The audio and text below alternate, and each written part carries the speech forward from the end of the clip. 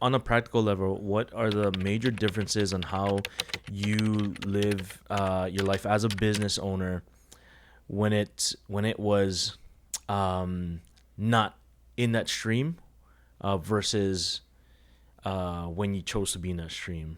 Like what was the difference in the between those two? I think I was making decisions and choice. Okay, being in the ocean, Mm-hmm. I was making decisions and choices based on what I seen and feelings.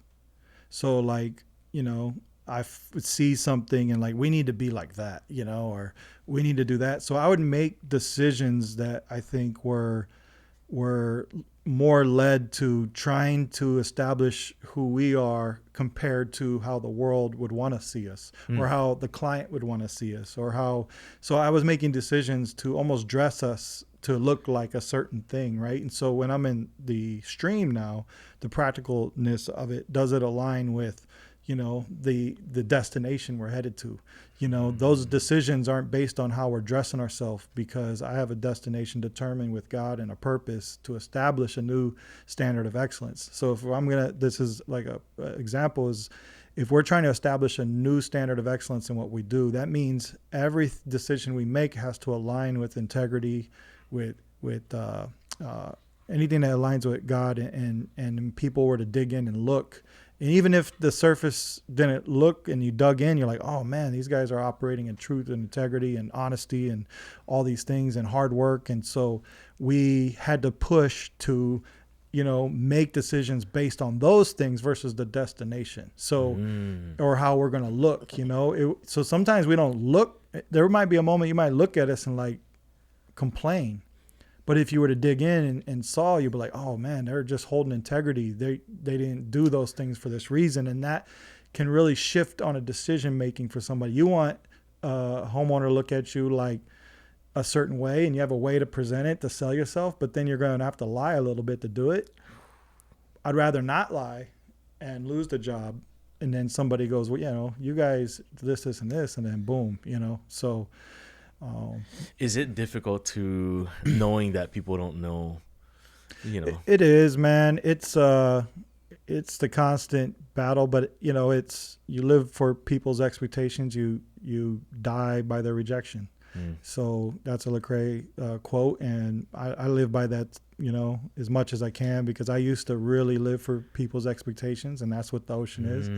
But if you do that, as soon as they reject you, man, it hurts. And so, not that I don't want to serve people, but I'm not serving them for their reaction or their expectations. I'm serving him.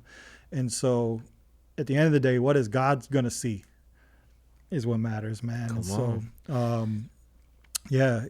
hard. It's hard. Like, I just want to tell everybody, especially employees and the decisions we make, we can't tell them everything, because not that we can, but we've had great examples of, trying to be super transparent with everything, and then everybody thinks they have the better way.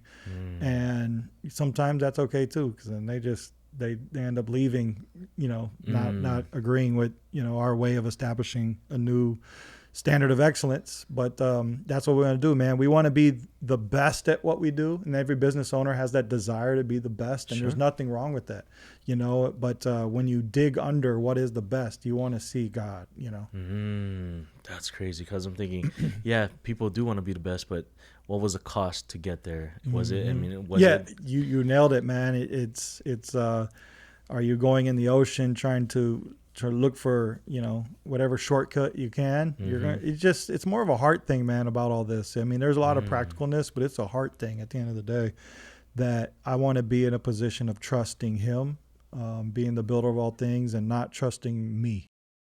God knows, he's already forming you in the womb of your mother. I think that's when the stream starts, in all our lives. And then you're born, and the things you go through, some could be traumatic, some could be fruitful, whatever it is, God is there, and he's parenting and watching and trying to parent you through life to prepare you for this calling. So the stream's constantly happening, and I just encourage people to look back and you say, what was the stream of my life? And sometimes we look at, man, that, when I got, when I lost my scholarship in college football, I could look back and, whine all day, or I could say, what was God doing? Why did he allow that? All things work together for good. Why did my best friend die? I can just keep doing these whys, right? But then now looking back, when I shifted my perspective, man, I know that my calling and what God has for me, there's fruit along the way as well. And he's constantly had signs and bumpers, like on bowling alley for kids. Yep. They put the little bumpers, and they've been there my whole life bumping me. And yeah, you can get out of the bumper if you're not in the stream. You're in the ocean, man. You can drown out there, and, and you can die. So, but when you're in the stream and your heart is with God and he's got you, at least you're in a lane with bumpers, and and so he's preparing you for something, and that's what I mean by that. And with the ambition to calling is like the ambitions are birthed. He gives you desires for a reason. He's giving you skills and gifts for a reason. He's giving you what you want to call failures in those seasons and overcoming them or getting through them for a reason, preparing you constantly for this stream is what I call it.